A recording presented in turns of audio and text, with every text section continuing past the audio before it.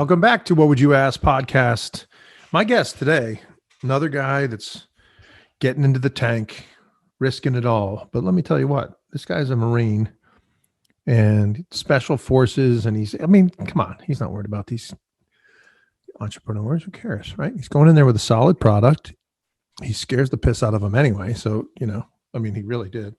But he's also a good guy and he's a good businessman. And so I'm excited to have him on the show. He introduced us all to Ruck Pack. You guys remember that, right? The combat nutritious drink.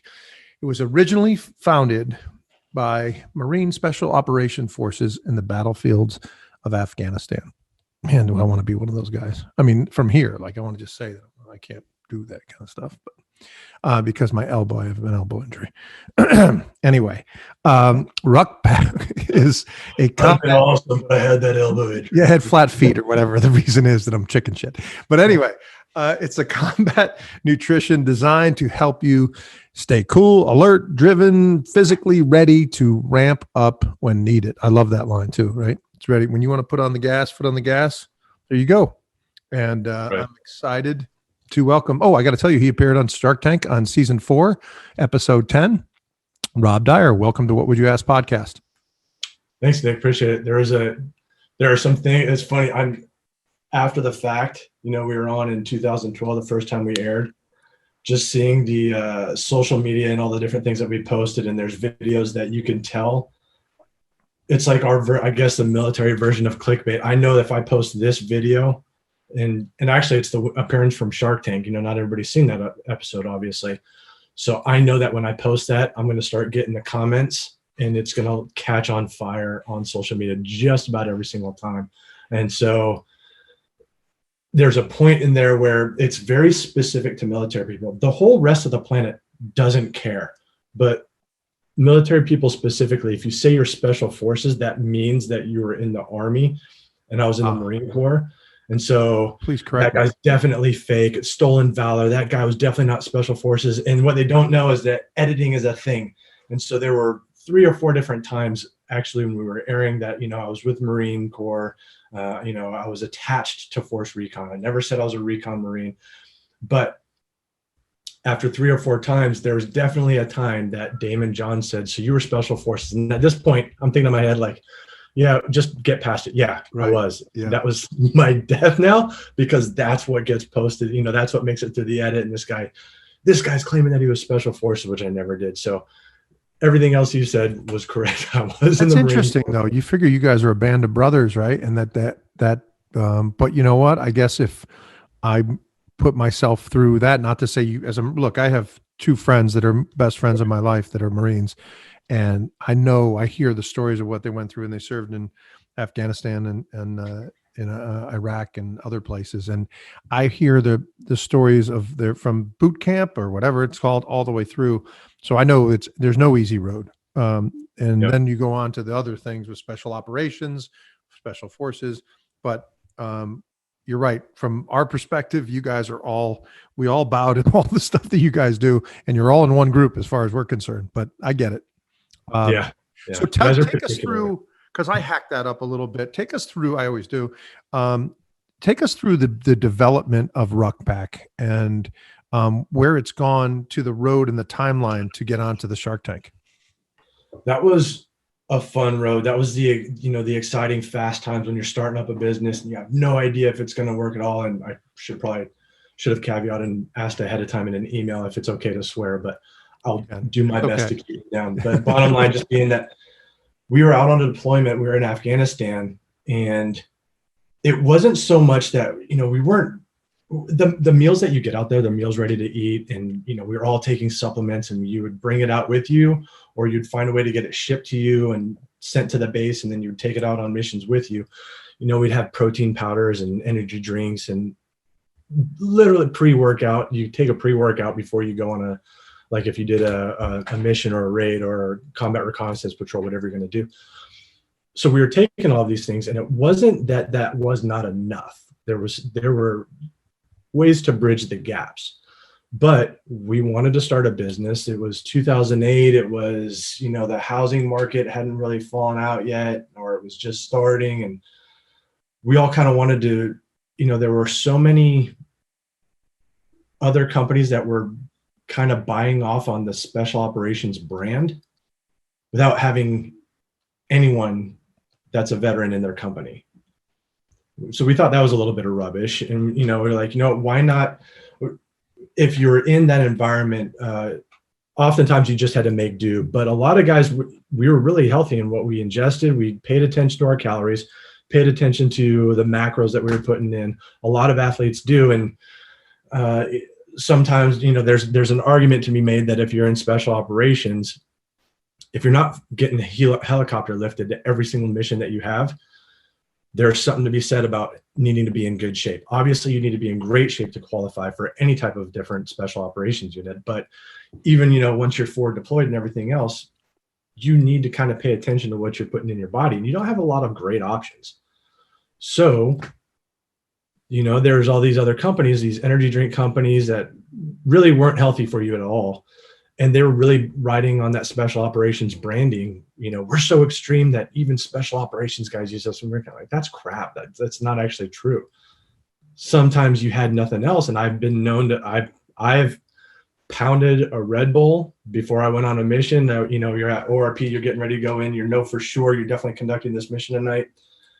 I would pound a Red Bull. Other people did too. Other people slammed other things. So yes, it happened, but we wanted to make something that was actually healthy for you. And that's kind of, we started scratching the surface and going from there. That was literally like the genesis of the business plan really was formed on a deployment to Afghanistan. And so we started piecing it together. And then once I got back, we started putting the company together and went from there. Now, Shark Tank really kind of started happening or being an option for us around 2010 or 11. By this time, I was no longer with that special operations unit. I was now attached, or actually not attached. I was going to business school, the Naval Postgraduate School in Monterey, California. So it was a fun thing to work on during my MBA. We were just the company was already formed and we were kicking it around. We loved Shark Tank. It was in the early years. And I think it was season 3, I went and hung out and I did a pitch. So I did like the line in Los Angeles, stood in line for hours, went through, rolled through, did my little pitch. They started hammering me and I actually made it, I think, the first couple rounds, and then was very clear that because I was still active duty at the time, I could not wear a uniform. And almost within a week, they said, "Hey, great, we've got everything we need. We're not going to use you." I said, so I have no idea why I got cut. I never really got told, and that was fine. Go about my life. And about a year later, we ended up doing, the company was in Entrepreneur Magazine, and it was a fantastic spread. I didn't deserve what we got out of that. Full page picture, and it talked about entrepreneurs, veteran entrepreneurs. And we were the focus, and it was great. And it was lucky. And I just happened to come across it, and it was completely free. And one of the producers of Shark Tank read that article and gave me a call. Wow. And so having failed the year prior, just, you keep throwing your line out there and you see what's going to bite. Absolutely. Somebody reads an article somewhere that I hustled to try and get into in the first place. And it just expanded from there. And a producer called me. And so, and I caught a little bit of attitude. He was pretty cool. I caught a little bit of attitude, because I thought it was my buddy screwing with me. And I was like, I got cut. This is horseshit. So he calls and he says, "All right." So I said, "Well, if you really were a producer, you would know that I tried out in season 3 and you guys cut me." And he says, "Well, why don't you tell me what you've done since then?" So, well, I'll tell you what I did. We produced a shot anyway. We sold out in 5 weeks. And he says, "Well, why? Well, maybe it sounds like you'd be a great candidate for season 4. I thought, oh God, this guy, he's not my friend. So, started running through it, and it was, I don't know what the standard time is, but I felt like it was fast, and I think it was fast for the time. From start to recording was about 4 months. That's fast. And I think it was only another couple months out, and I re-recorded in September. I had to take leave to do it from school because I was teaching at the Naval Academy. Yep, I remember that. Yep. So I took leave to go out and shoot this. I did my pitch in front of the rows of producers the day prior to see if you're going to make that final cut to go on the show, and finished that. They said, okay, great. We have some edits for the pitch that we want you to have for, we're ready to do the next day. They said, what uniform are you going to wear? I was in a business suit. I had some of my devices on there from uniform, and that was it. Just straight business suit. And I said, hey, I've been upfront with you guys the whole time. I had to get headquarters Marine Corps approval from, the judge advocate general for the headquarters of Marine Corps. So everybody's tied, there's an agreement between Marine Corps and ABC, and I better not say some of these things. I need to, I had to make sure that I said that it was not officially endorsed by the Marine Corps. All the things that you would expect I would have to say. And the day prior, one of the producers says, all right, so what uniform are you going to wear? And I said, I'm not wearing a uniform. He said, listen, completely up to you. We get it. But if you don't wear a uniform, you're not going on. Completely up to me. What kind of choice is that? What am I going to do? So I called the JAG in DC. Thankfully, they answered, and I'm talking to them. I'm standing outside the studio talking to them. I said, listen, I got to wear a uniform or I'm not going on. They said, well, you're not wearing an active uniform. So, and I didn't bring any anyway. I'm not going to go out and buy dress blues and throw medals. Like, that's not going to happen. I wasn't allowed to do it. No active duty uniform allowed. And at that time, the Army was the last, I think, military to, or branch of service to switch over to a new form of camouflage. So the one that I wore on the show, I think only within the year became not an active uniform. Wow. That's lucky. And so I said, well, what about the old tri-cams? I said, that's not active for anyone anymore. He says, well, obviously the Marine Corps, we're not officially endorsing it, but good luck tomorrow. I was like, that's all I need to hear. Hung up. I called my buddy down in San Diego. He pulled some old camis that he had in a sea bag for over 10 years when he went through buds, literally ripped his names off of it, ironed it, and I wore it the next day. It wasn't even my uniform. That's a great story. Oh my God. Yeah. And then the rewrite for it, they booted the people that had brought, so it was a complete rewrite, but they said, don't worry, we'll just keep you an extra day so you have a day to practice it. And I was like, I'm on military leave. I will do it. And so I think I got 30 minutes of sleep the night prior. Learned a whole new pitch that I ditched, that I've been working on for 4 months, ditched the whole thing, whole rewrite, and then went and did it. That was that. How long were you in the tank, Rob? I want to say it was about 40 minutes. Because we only see 7, but you're in there 40 minutes. Jeez. Yep. And it was, it wasn't like it was slow any part of that 40 minutes. You wonder how the sharks always find something that they're going to, there's blood in the water. Well, the fact of the matter is they're going to hammer you and you're going to go clean the entire time. You're going to forget things that you definitely should remember. You're going to make excuses for things that are embarrassing to the company. So we had that mindset going into it. And I always say we, because I had veteran friends that were part of the company that, were investors from the very beginning. And everything that I've done up and into that point, they would I would hang up a call, as part of the rounds of Shark Tank. And then I would call those guys and we'd do another call immediately after that. And they would hammer me. They would make sure that if I said, your friends are going to hammer you a lot more than they're going to be open and honest with you, and they're not going to sugarcoat it. Right. If I swore, I had a guy one time, he was a tanker, good dude. And he asked me some question and I swore in my reply. It was a very little slip. And he's like, my kid's education is wrapped up in that investment. So I hope that you can not swear on game day. Wow. You know what I mean? Like, your friends are going to hit you with those truth bombs that you don't want to screw around with, Yeah, that's wow. It's like, all right, cool. Yeah. Sorry, Dan. We're right back here and we're good to go. And tell me how you really feel. Jeez. Right. Wow, that was cool. So I want to get to a couple of questions from our members. First question Alyssa has to ask she asked, is there any key points in your presentation that you thought were critical that the Sharks needed to know? Yes, there was I'm trying to remember, there were a lot, because our going in method was to be flat flatline in terms of the things I was super excited about and things that I knew were wrong with the company, to not dance around it. Yep. Because we were only targeting Kevin O'Leary. Wow. And we thought that he spoke our speak, because he they call him Mr. Wonderful, and everybody kind of thinks that he's kind of the heel, but in reality, he's just very straightforward.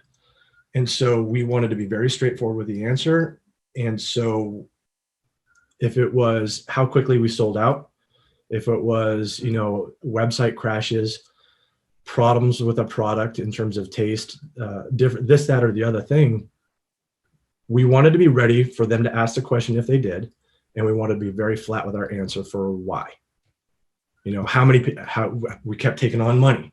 Yeah. Because it's an energy drink company. You've got to compete, and it's really hard. Yeah. We knew that was going to suck when they came to it, and it's not just me.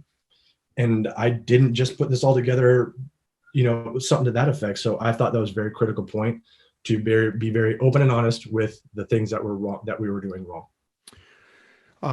Janice's question, she is from Walnut Creek, California. Sorry, Janice, I couldn't see your town. She's asking Rob, well, she asked, yes, Rob is married. Yes, you're married. I didn't know that was in there, guys. That's pretty funny. I think you should have took that out, but yes. You could have chosen to not read that too. Just I was reading it kind of out loud. I just was like, started the question. He reads anything you ask. Yeah. There's your veracity right there. Proofread now from now on going forward. Her question was, we saw 7 minutes of live air. Was anything left on the edit room floor that you thought was necessary to be shown? There was necessary. I don't think there was, all these years later, I don't think there was anything at the time that I thought we got screwed because that wasn't in there. But there were some really, really funny things that I wish, like, if there's got to be a way at this point to be able to buy the B-roll, the things that got chopped. Oh my God. I want it bad, because Barbara Corcoran was hilarious. It was so funny that there were some parts of the pitch was way longer. My pitch was about 2 minutes, I want to say.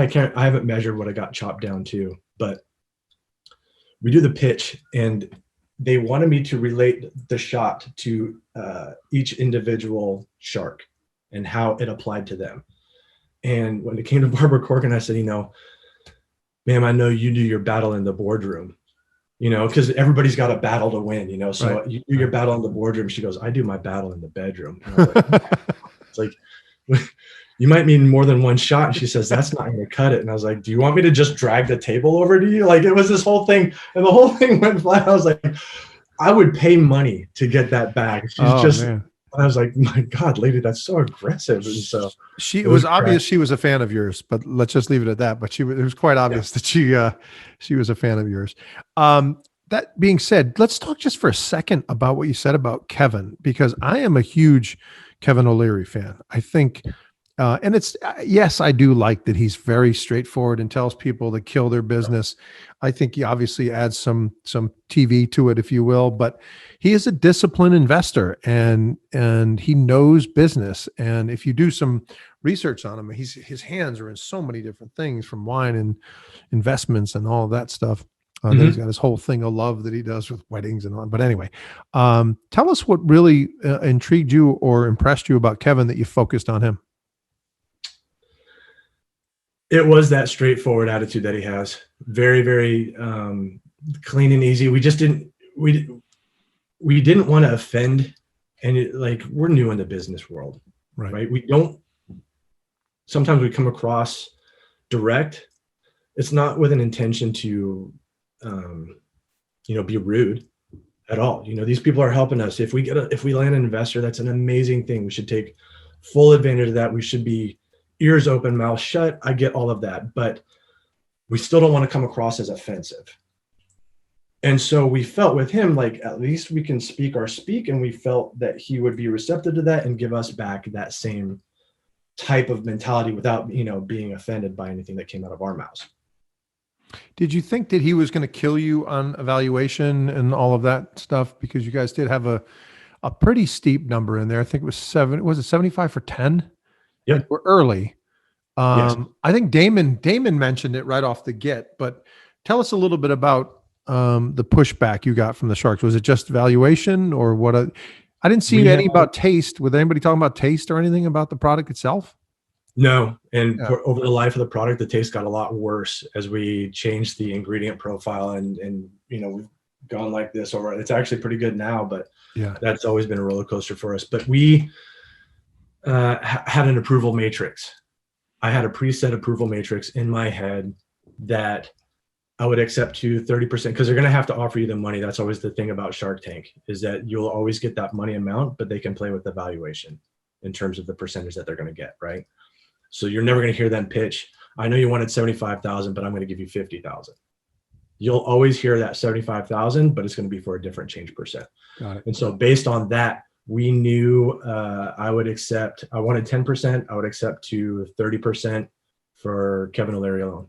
I would accept up to, 15% for Robert Herjavec or Mark Cuban, something to that effect, right? So I can't remember what it was now, but I think it was up to about 40% just to get Kevin O'Leary on board. And when we ended up with 2 sharks for less than what I would have accepted for just 1 shark, and it was the one that we wanted, that was all editing to make it look like I actually thought about it. I wanted to say yes and get the hell off the target before they changed their mind. So you end up getting Kevin and Robert for 150 for 20. Isn't that what it ended up being in the tank? Yep. That's amazing. I mean, that's amazing. I want to ask you before we move on to kind of talk about post tank, because we did go through we got questions about the update that you did where you had a change in CEO. I just want to touch on that a little bit as well.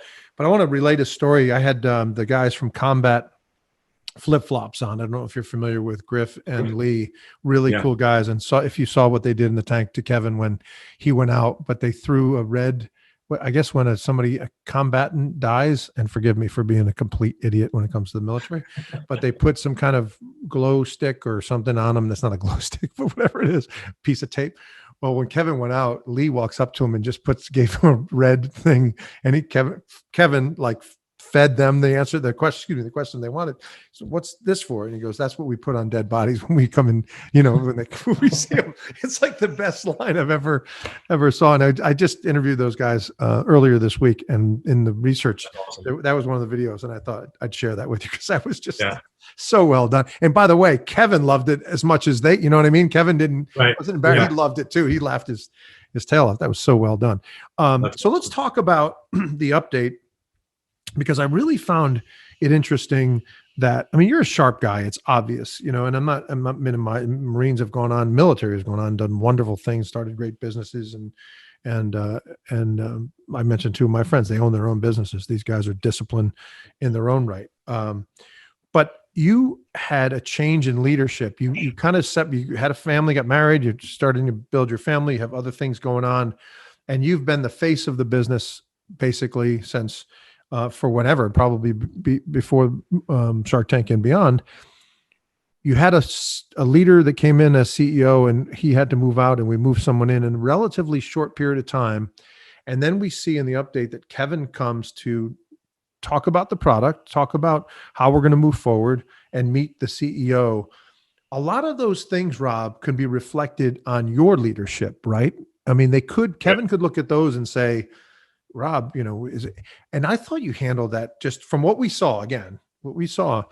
It was really interesting. I found it to be like you showing that I'm a businessman too, right? I'm not just a military guy. I'm a businessman. You were just in your tone, in your temperament, in what you said. I thought you handled it really well, because I was thinking, holy cow, Kevin's going to walk in there and say, forget the first CEO and the second CEO. I got to talk to Rob.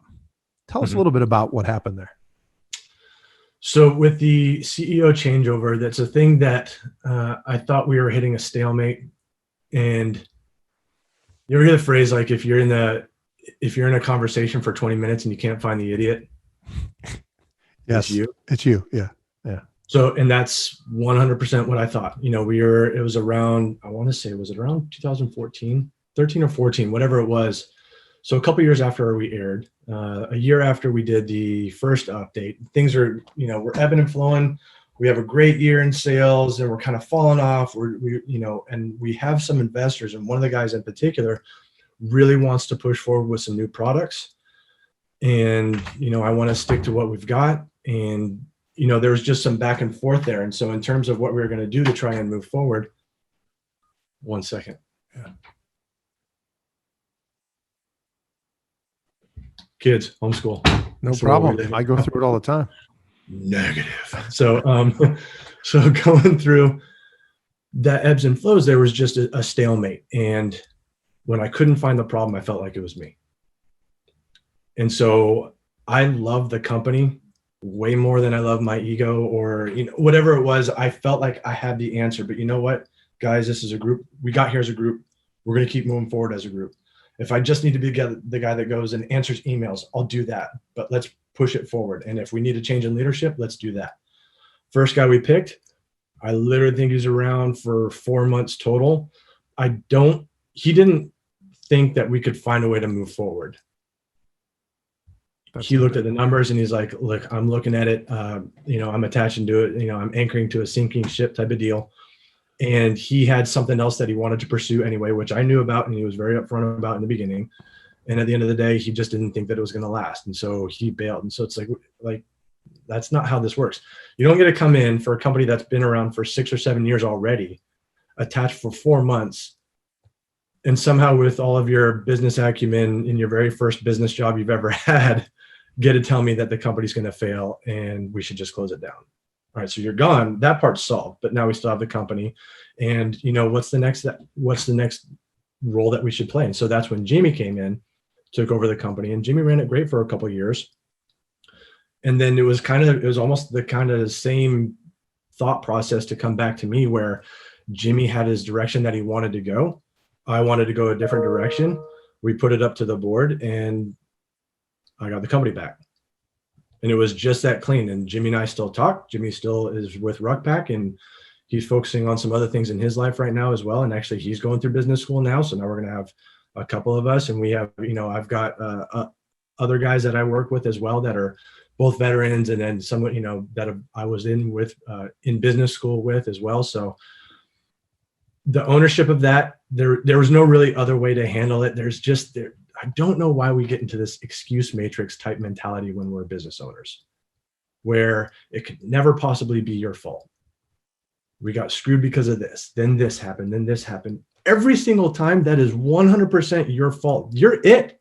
It's your company. So for me to, if I can be the head of the company and something's not working and I can't find out what's wrong, it's me. And the company is going to succeed. There's, you'll hear people talk about runway, how much runway the company has. We've got 6 months of runway. We need to find some money now. Ruck Pack has 5 million miles of runway. Wow. This company, I don't care if there's $10 in the bank, we're going to find a way to keep going. That's just the answer forever and ever. That's it. So, we still have months where there's not a whole lot in the bank account and we need to order more shots. We're going to find a way to get money to get more shots because this company will never, ever fold. That's awesome. Tell us a little bit about the, and you tell us what you can tell us if there's things that are proprietary, I understand, but the due diligence, everybody has a keen want of information. They don't know what goes on when you walk out of the tank and what they don't see anymore. You get the deal with Robert and Kevin. I'm not even talking about numbers, but does that relationship still work today with them, or are they not involved? Or tell us what's happening today with those guys. So I bought them out. We signed it. We penned a little bit of a different deal than we shook hands on. Yep. That'll be fun. And I had the option to buy them out within I think the first year or two. And I bought them out in 4 months. Wow. I paid back everything they gave me plus the interest in 4 months. Good for you. And so I got back every piece of the company that they owned. And I still regret it. Do you really? Yep. So I wanted them out. I wanted my own company. We blew up. We smashed the sales. They were tremendous. And so what do I need these guys for? Right. Well, I need them for year 3 and 4 and 5 and 6, Right. Shark Tank's still going and Ruck Pack is not still pitching. And for the first 3 or 4 years after, I think we were one of the most aired companies on the ship. because we had an update, then we were on Beyond the Tank, and this, that, and the other thing. We get, and then I think you're on all the time. Episode. Right. You're still on. Yeah. We still and so what's funny about that is they owe me nothing, right? I owe them, they owe me nothing. And we took on another strategic investor about a year and a half ago. And Kevin O'Leary's guy, Alex Kenji, who's president of his company, I think he's still president, jumped on the phone with me for hours prepping for this new strategic investor. Jeez. Had zero reason to do it. No reason. They owe me nothing at all. And still would walk me through and still basically sharked me to prep me for this investor that we ended up getting. That's awesome. I mean, that's really, really awesome. In that short period of time, did you get any value from Kevin or Roberts or their teams or anything? Or was it just too short of a period? Nope. I did for well after, you know what? I think there was a secondary option. So I think they were still somewhat tied or had the option to buy back in within another year or something to that effect. So it actually lasted longer than that 4 months, but they would change our entire business cycle within one line email. Wow. I was having trouble with this and that, and I would email both of them. And I think Robert replied one time, he said, charge for shipping. That was it. There was no body to the email, and it was just a reply to, that was it. Okay, guys. And we turned around and we saw zero change in sales when we did that. But now we weren't paying for shipping. And we've changed since then. It's been 8 years, and e-commerce has changed. So you change with the times. Yeah. But for him to do that, I mean, it was like it was a change of $30,000 revenue in 1 month. Jeez.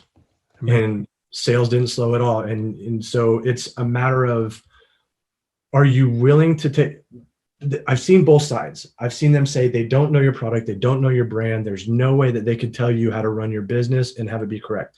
But that being the case, there are still things that they can add value to that don't necessarily have to be about the ingredients that are in a bottle of Ruck Pack, if that makes any sense. Mm-hmm. Yeah, it does. They know e-commerce, so you're going to listen to them about business operations there, right? That's right. Andrew from Arlington, Virginia wants to know if there's any behind the scenes anecdotes or memorable moments that you care to share.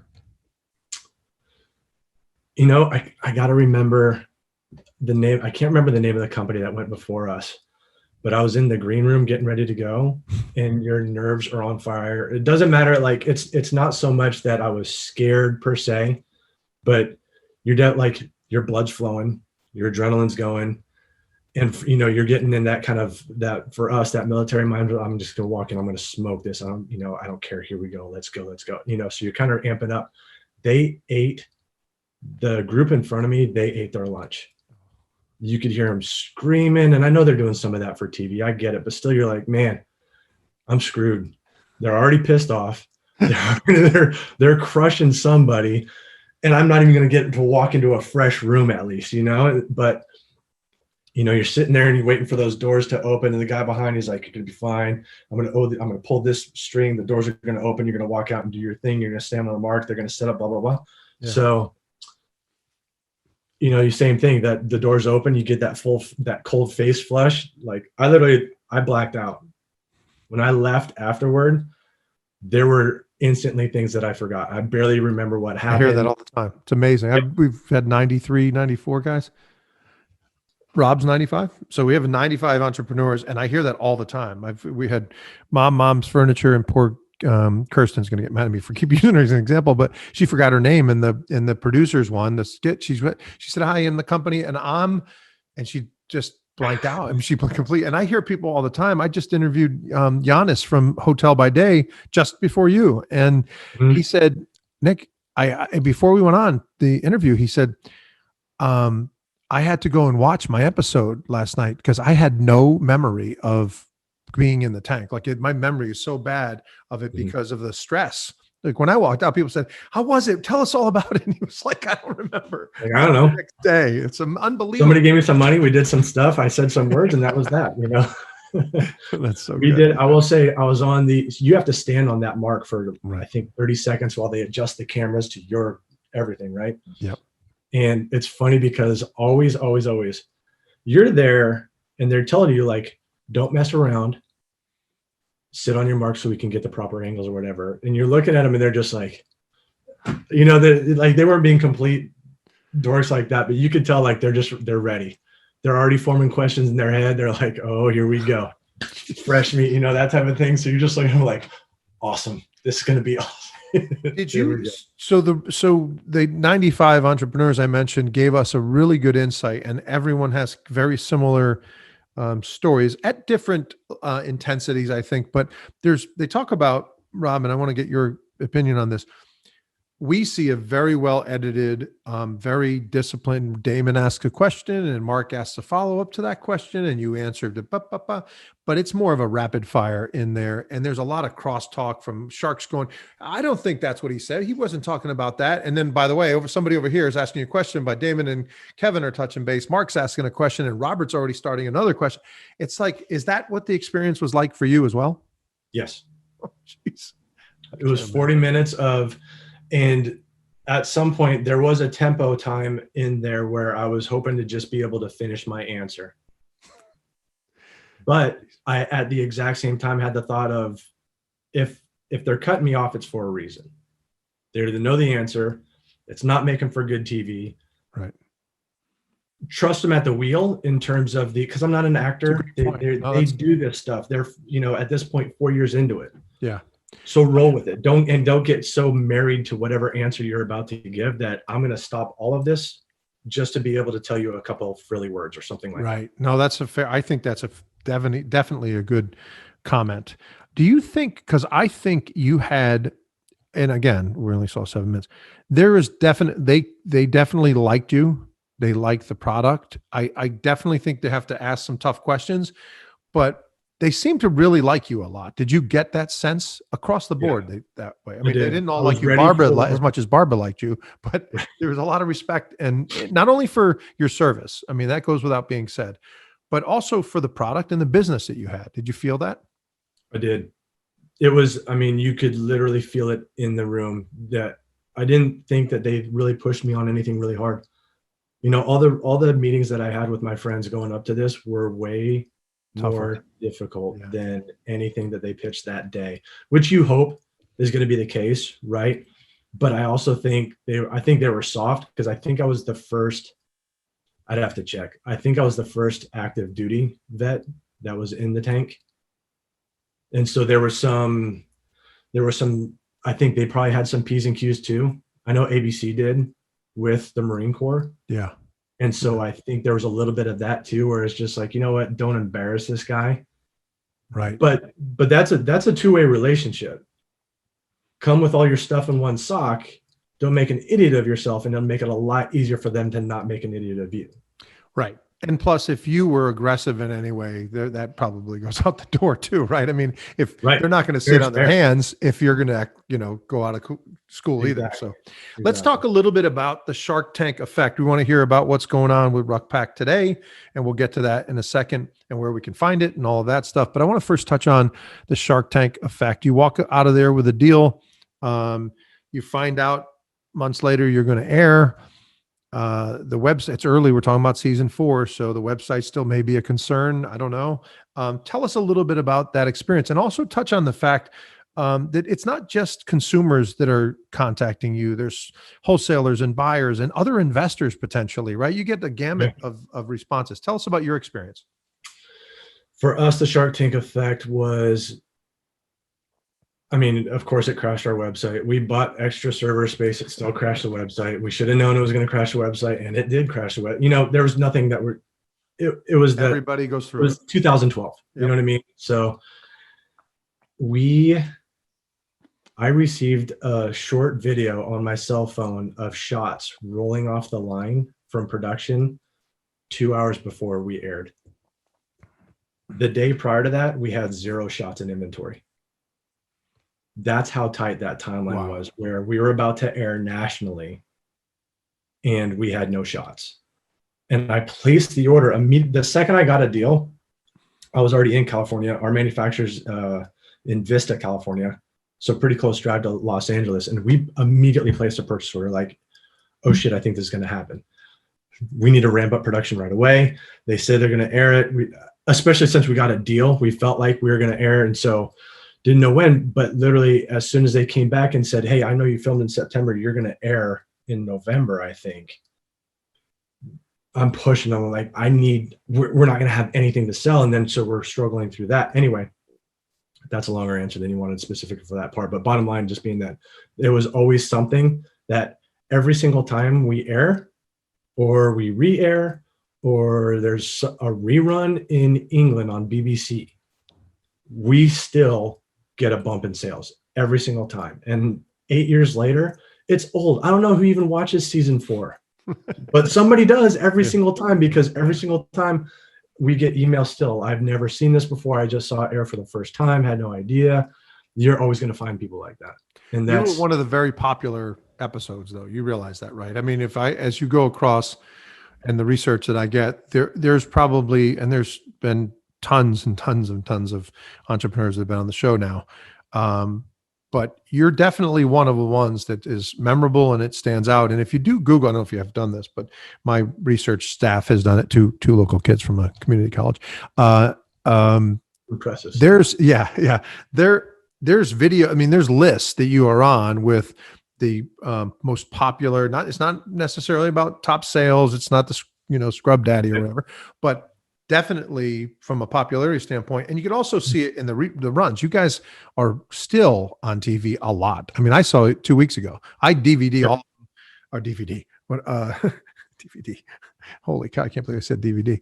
I have Hulu, so I see them all. I'm going to let it go like you didn't even say it. You could have just kept going there. Wow, I can't where that came from. Anyway, tell us a little bit about what else who else contacted you on that? Did you get any investors that contacted you, even though you got a deal? I did. Yeah. There were, we built it with some military investors in the beginning, just people that were literally like cutting checks from their savings accounts. So a bunch more of those, popped up and we're like, hey, we're tight and it's still risky, man. And we've always it's still super risky. And we've still had other investors that have come in since then. And wholesalers, retailers, we went nationally. We started nationally in Walgreens. Instead of doing a regional test or a state test or a very small subsection test, we rolled into, I think, 8,500 stores on our very first go, which was stupid. We weren't ready for that at all. And that was a huge learning lesson for us. But I think we literally did that based on the fact that we were on Shark Tank. That's the only reason we had the meeting in the first place. And I go and I pitch this guy that's the buyer for that section. And he says, that's funny, I've got a meeting with Lori Grenier immediately after this. And I walk out in the room and Lori Grenier is there.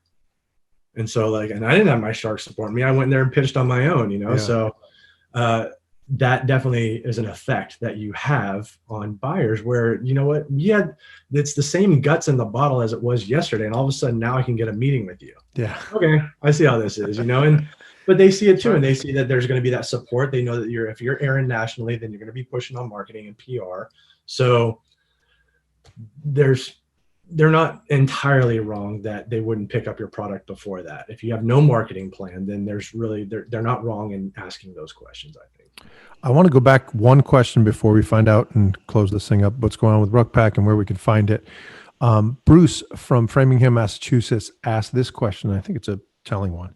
He wanted to know if Kevin hung around and you got a chance to talk with Kevin, have lunch or dinner with Kevin when he was on that update. That's the genesis. He goes on with a paragraph of this. I'm not going to read it all, but he was just asking, did he stay? Did you meet with him? Did you get to know him at all? Or was it what happens sometimes, which is came in for the shot, got his shot, was there for an hour, shook hands, took pictures and left?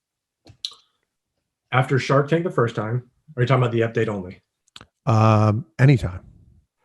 Because there's been a bunch of different times, which is a weird random thing, especially with Kevin O'Leary. But there's been 4 or 5 different times that we've met up.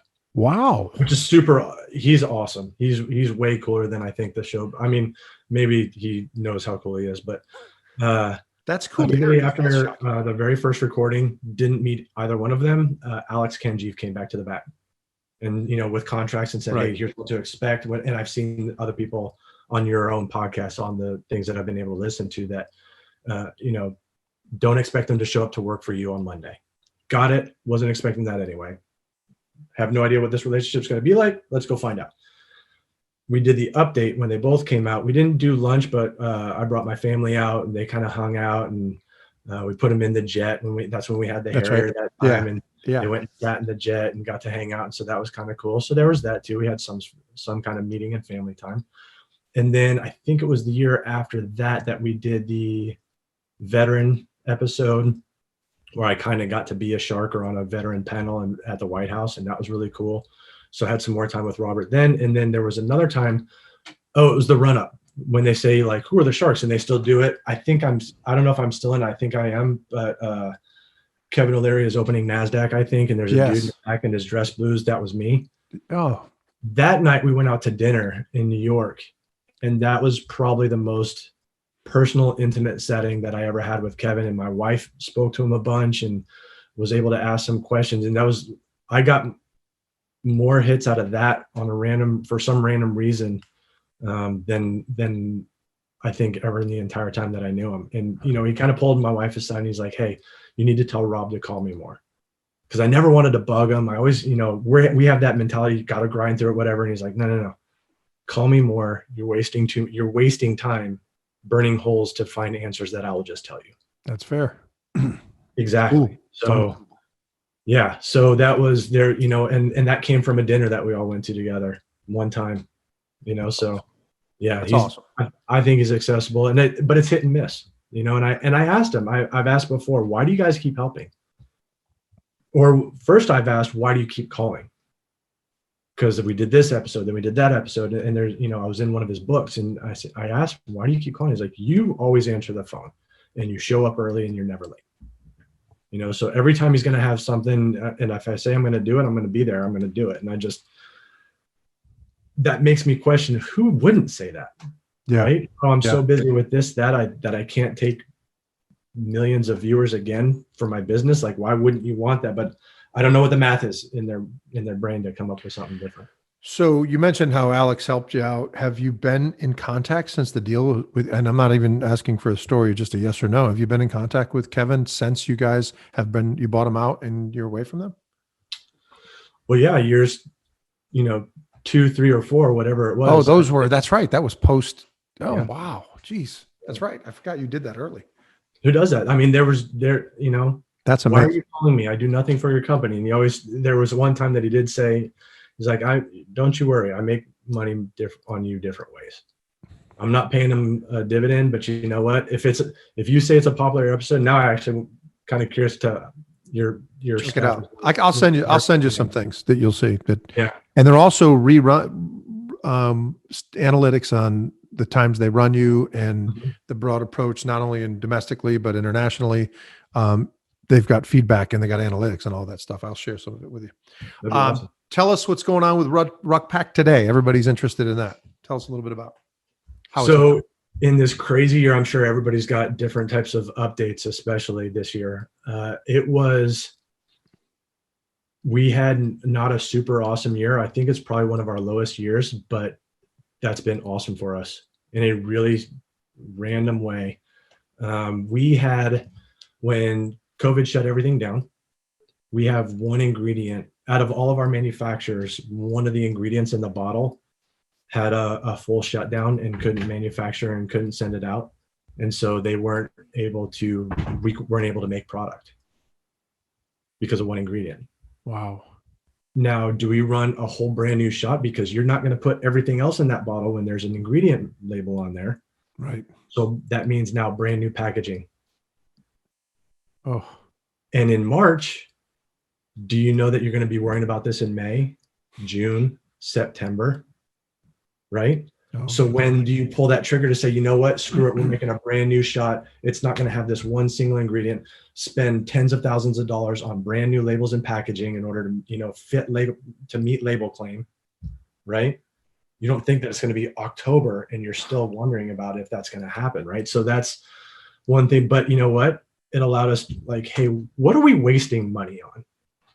What do we really not need to have that we've been paying on every single month? And we've cleaned up a lot of the books on that in terms of that's trash, get rid of that. So that's been fine. And if I'm being honest, I think that our manufacturer could have worked with us a little bit And so to kind of take a look at that, and we started taking a look at other manufacturers. Like, don't put all your eggs in one basket anyway. Like, don't let one thing stop your business, right? This was the one thing. So, all right, so we're going to start taking a look at other manufacturers.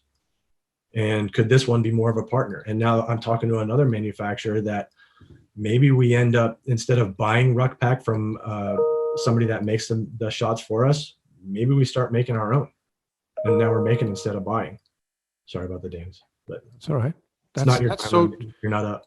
Yeah, that's so interesting. I mean, you're looking at. I was thinking about even asking that question because gyms were all closed for a significant period of time. I'm not necessarily relating this with that, but I know that people have used that product for, from a fitness standpoint, and then just the consumer of anything. I mean, my wife told me the other day that we were ordering more wine during the heat of the pandemic, but I'm not sure what else we were doing. It's good to hear because a lot of business have closed. It's good to hear that things are still in business and still moving forward. Tell everybody where we can go and see. I was on your website last night. It's a really cool website, by the way. It's got Rob back in the day on the tank. Yeah. It's got a video there. You can check that out. But is that the best place to go? Or should we go other places to get? Always the best place to go is online. Yep. We have retailers that I don't even know are retailers because they've set up personal subscription accounts that, run through their business, and they'll order 8 cases a month. And the only reason and they never say anything, and they don't ask for support, which we could support with marketing if you wanted to. We could tell people to go to their, the social media exists. Right. But, the only reason I know is because we've got some random person in this city that their lifetime supply of Ruck Pack is into the tens and 20s of thousands. And it's just like, I know that you're not ingesting this all on your own, Right. I'm sure that you're retailing it. So there are places that, I'll bump into it in random places, and people will send me pictures of it in different countries being sold. Best places online. Awesome. Well, listen, we appreciate you taking us through the journey. We appreciate all the information. We're appreciative, and congratulations on that business being yours, and it's still moving forward and thriving. And we wish you all the best, Rob. Thanks. Awesome. Thank you very much for the time. Appreciate it. All right. We'll be back with more What Would You Ask podcast in a second.